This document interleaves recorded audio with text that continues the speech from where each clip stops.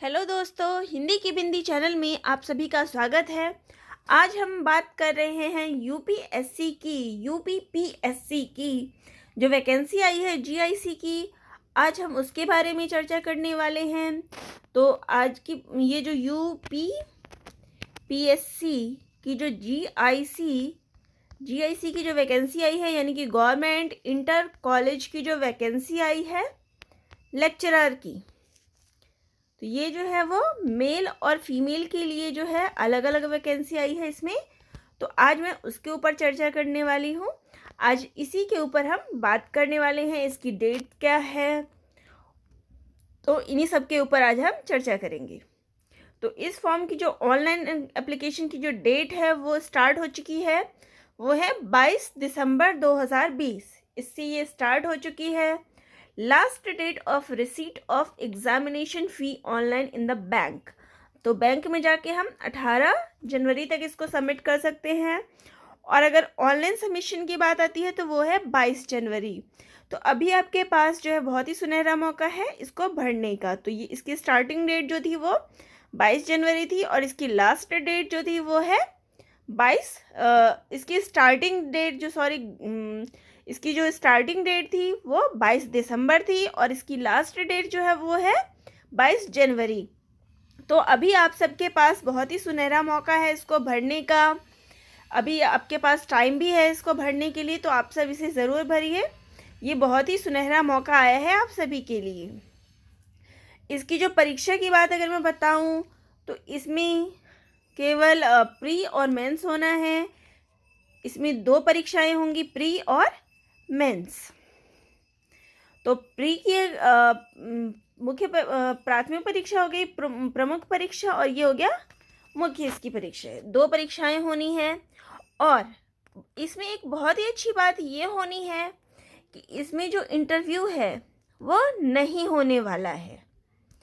तो ये एक बहुत ही अच्छी बात है एग्ज़ाम के लिए कि इसमें आपका सिर्फ एग्ज़ाम लिया जाएगा और उस एग्ज़ाम में जो भी पास होगा उसके बाद उसका डायरेक्ट सिलेक्शन हो जाएगा। तो ये बहुत ही सुनहरा मौका है आप सभी के लिए। अब इसकी आगे की डिटेल्स देखते हैं, इसमें क्या सब करना है। तो सबसे पहले इसकी ऑफिशियल वेबसाइट जो है वो ये आप यहाँ से देख सकते हैं। इस ऑफिशियल वेबसाइट पे जाके आप फॉर्म फिलअप कर सकते हैं। इस वेबसाइट पे जब आप जाएंगे तो आपको सबसे पहले दिखेगा ऑल नोटिफिकेशंस एंड एडवर्टाइजमेंट। तो आप यहाँ पे जाके देख सकते हैं। तो यहाँ पे आपको 3 ऑप्शन मिलेंगे, यूज़र इंस्ट्रक्शन, व्यू एडवर्टीजमेंट और अप्लाई। तो आप इन सबको चेक कर सकते हैं अच्छे से कि कहाँ क्या करना है। और फिर सब कुछ पढ़ने के बाद जब आप एडवर्टाइजमेंट वगैरह इसकी पढ़ लेते हैं तो आपको जो ऑप्शन वो रह जाता है अप्लाई करने के लिए, तो आप ज़रूर इसे अप्लाई करें। तो इसके फर्स्ट स्टेज की अगर बात करें तो उसमें आपका कैंडिडेट का रजिस्ट्रेशन होगा। तो इसमें जो है जनरल इंस्ट्रक्शंस आपको भरनी रहती है, अपने बारे में जनरल चीज़ें भरनी होती है। तो इसको भरने के बाद जो है वो आप सबमिट बटन पे क्लिक करेंगे तो फॉर्म सबमिट हो जाएगा और आपका रजिस्ट्रेशन हो जाएगा। और उस रजिस्ट्रेशन को आप उसकी जो स्लिप होगी उसका आप प्रिंट अपने पास फ्यूचर के लिए सेव रख सकते हैं। सेकेंड स्टेज जो इसकी आती है वो है फ़ी पेमेंट की। Click here to proceed for payment. तो अगली जो इसकी स्टेज है वो फ़ी पेमेंट की है और इसकी भी रिसीट आपको रख लेनी है, इसका भी प्रिंट करके आपके पास होना चाहिए। इसकी जो थर्ड स्टेज आती है वो आती है फ़ोटो की और सिग्नेचर की। तो आप ये सब फ़ोटो और सिग्नेचर डालने के बाद जितने डॉक्यूमेंट्स वगैरह अगर लगते हैं तो वो सब लगाने के बाद इसका प्रीव्यू, हम फॉर्म का जो प्रीव्यू होगा वो आप देख सकते हैं। और जब आपको सारी डिटेल, सारी इन्फॉर्मेशन सही लगती है कि मैंने सारा कुछ सही भरा है, तो आप इसके सबमिट बटन पर क्लिक कर दीजिए। तो आपका फॉर्म जो है वो सबमिट हो जाएगा।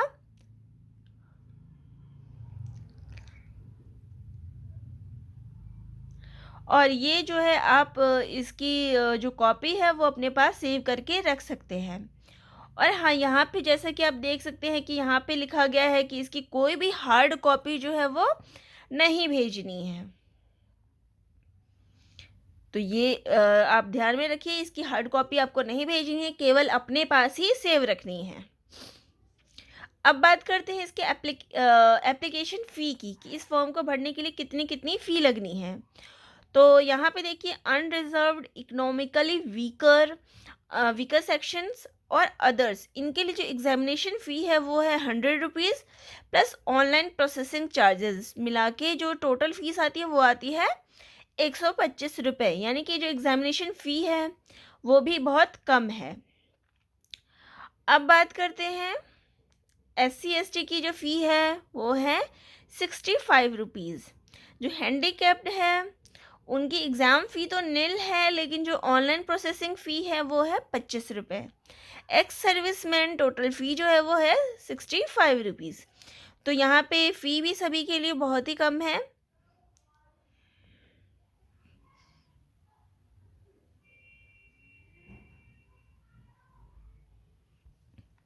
तो यहाँ आप देखिए, एक ये भी है कि मॉडिफाई सबमिटेड एप्लीकेशन, कि अगर हमने फॉर्म सबमिट कर दिया है लेकिन हमारे फॉर्म में कुछ मिस्टेक्स हो गई है, जैसे कि कई बार ही होता है एग्ज़ाम फॉर्म भरते टाइम में कोई स्टूडेंट जो है वो कुछ ना कुछ गड़बड़ कर देते हैं, कुछ ना कुछ उनका गलत भर जाता है।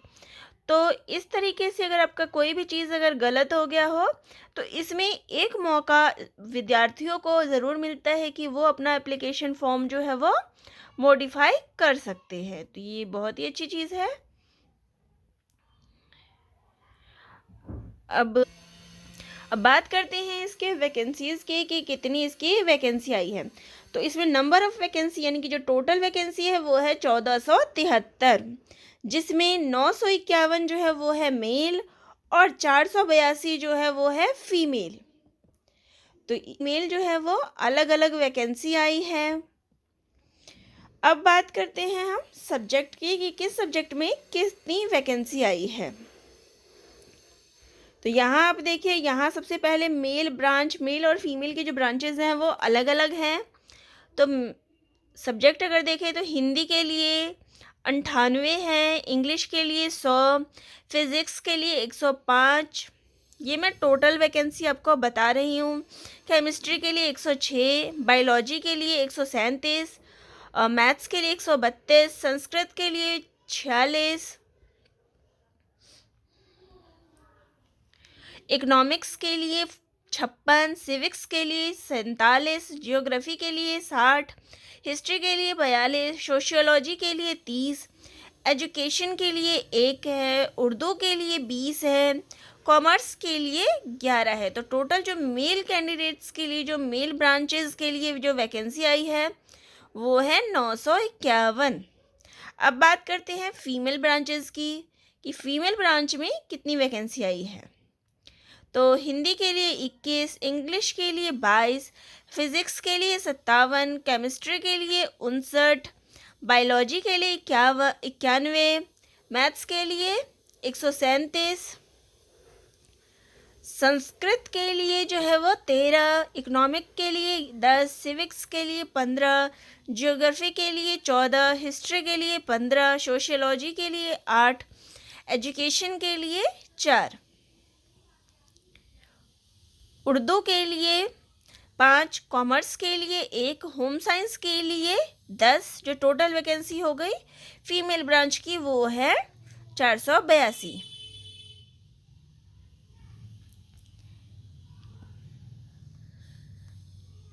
अब जो इनकी पे स्केल है वो क्या है, तो यहाँ पे जो है हम इनकी पे स्केल भी देख सकते हैं कि 9300 से 34,800 के बीच इनकी ग्रेड पे है, और ग्रेड पे जो है वो 8400 लेवल 4800 लेवल 8 है। तो यहाँ पे नंबर ऑफ वैकेंसी में भी इंक्रीज और डिक्रीज हो सकती है।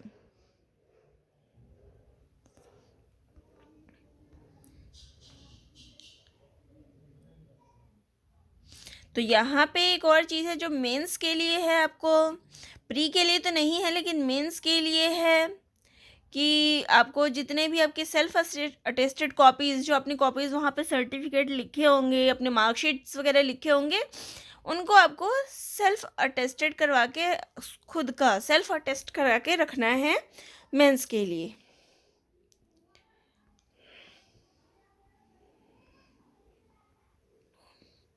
अब बात करते हैं इसके एजुकेशनल क्वालिफिकेशन की। इसकी एजुकेशनल क्वालिफिकेशन क्या है, इसकी शैक्षणिक योग्यता क्या है। तो इसमें जो है विद्यार्थी को केवल पोस्ट ग्रेजुएट डिग्री मांगी है।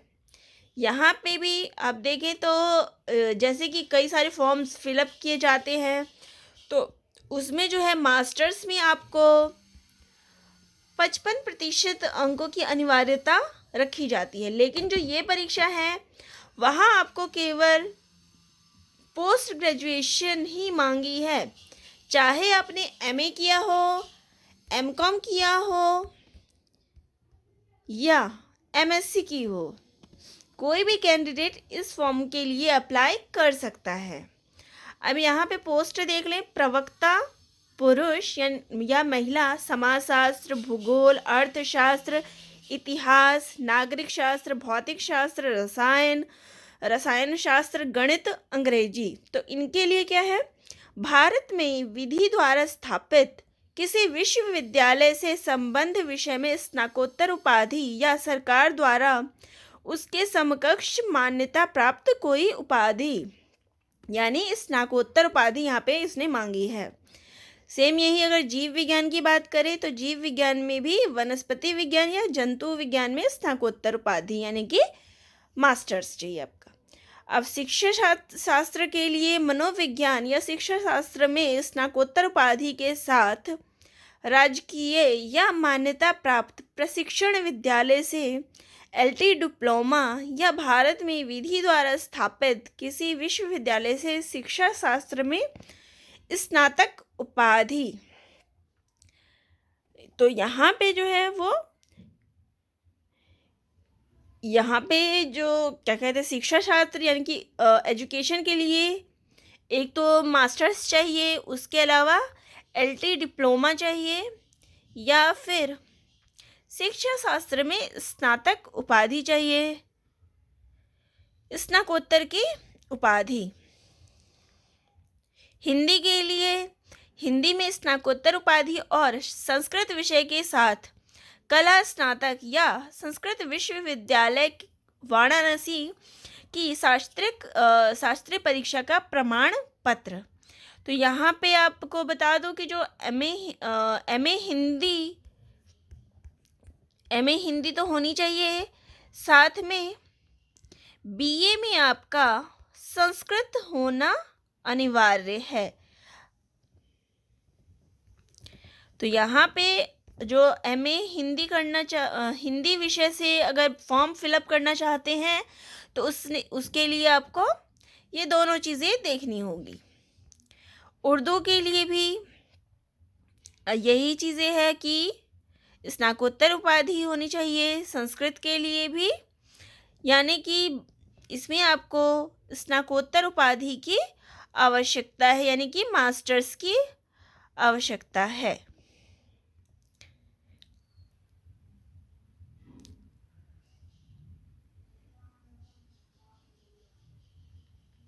अब बात करते हैं इसके एज लिमिट की। इसकी एज लिमिट क्या है, तो ये जो है वो 21 से 40 साल के बीच के वर्ग के जो विद्यार्थी हैं वो इसको भर सकते हैं। तो 21 से 40 वर्ष जो है वो इसकी एज लिमिट है।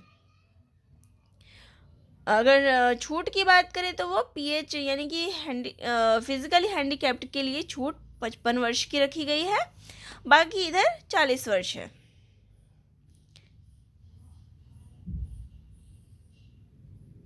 मेंस की अगर बात करूं तो मेंस में जो फीस होगी वो अलग होगी। पहले रिटर्न क्लियर जब हो जाएगा प्री का, तो उसके बाद यहाँ पे जो है वो मेंस की फ़ीस बताई गई है। तो उसका अभी फ़िलहाल तो काम नहीं है, फ़िलहाल तो प्री का ही काम होगा।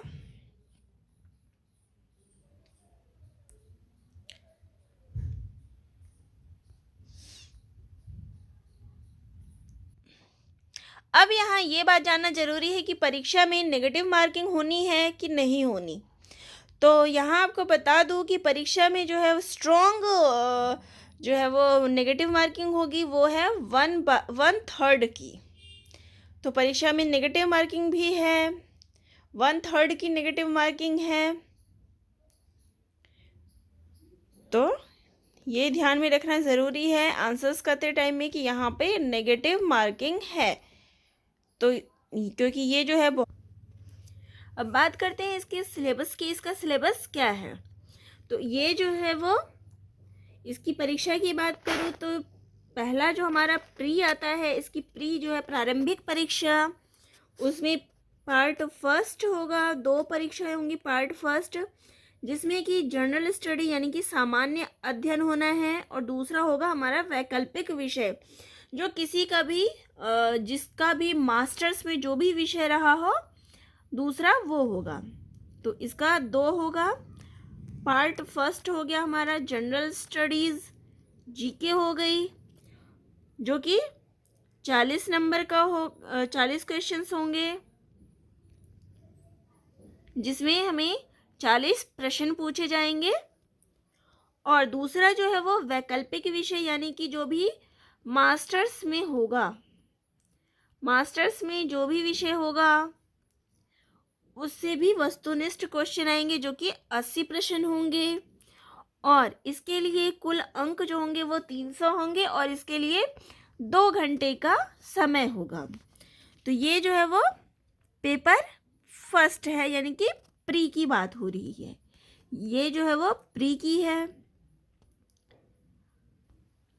अब बात करते हैं इसके मेंस की। मेंस का सिलेबस, मेंस का जो परीक्षा है वो क्या है? तो इसमें प्रथम प्रश्न पत्र होगा, जिसमें सामान्य हिंदी होगा, जिसमें से हमें 50 नंबर के क्वेश्चंस पूछे जाएंगे। और दूसरा जो होगा वो निबंध होगा, जिसमें से भी 50 क्वेश्चन पूछे जाएंगे, और उसके लिए हमें 2 घंटे का समय मिलेगा इन दोनों के लिए, और दोनों को मिला के 100 अंकों का ये पेपर होगा। दूसरा इसी प्रकार वैकल्पिक यानी कि जो विषय रहेगा मास्टर्स में उसका है ये, और इसके लिए 3 घंटे का समय मिलेगा, और इसका पूर्णांक जो होगा यानी इसके अंक जो होंगे वो होंगे 300। तो दोस्तों ये था हमारा उत्तर प्रदेश का जो GIC का जो फॉर्म आया है उसका आपको मैंने बता दिया है कि कैसे क्या फॉर्म है, कैसे क्या इसमें एग्ज़ामिनेशन फ़ी क्या है, इसका एग्ज़ाम पैटर्न क्या है, कितनी पोस्ट आई है आदि। फिर भी अगर आपके माइंड में कोई क्वेश्चन आया हो इसके ऊपर तो आप कमेंट बॉक्स में ज़रूर बताइएगा।